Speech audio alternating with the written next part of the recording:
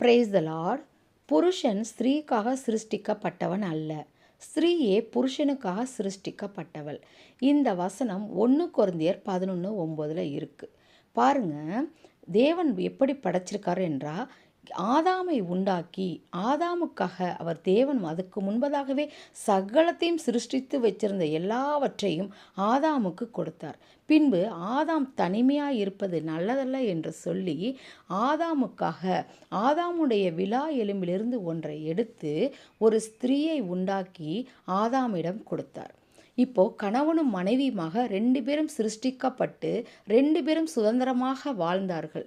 அப்படிப்பட்ட நிலைமையிலே அவர்களுடைய சந்ததிகளை தேவனுக்கு பிரியமான சந்ததிகளாக வளர்ப்பார்கள் என்று கருதியே தேவன் அவர்களுக்கு ஒரு குடும்பத்தை ஆயத்தம் பண்ணினார்.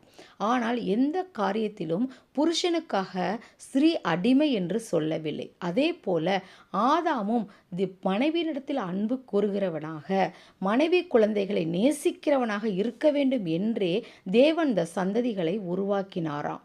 அப்பேற்பட்ட தேவன் மனைவியை ஒரு குடும்ப தலைவியாக உருவாக்கி இந்த குடும்பத்தை கட்டுகிறவளாக மாற்றியிருக்கிறார். இரண்டாவதாக, குழந்தைகளை வளர்க்கும்படியாய், தேவ அன்பிலே வளர்க்கும்படியாய் 2 பேருக்கும் அவர் ஆணையிட்டிருக்கிறார். ஆனால் அவர்களோ உபாய தந்திரங்களை தேடிக்கொண்டார்கள் என்று வசனம் கூறுகிறது.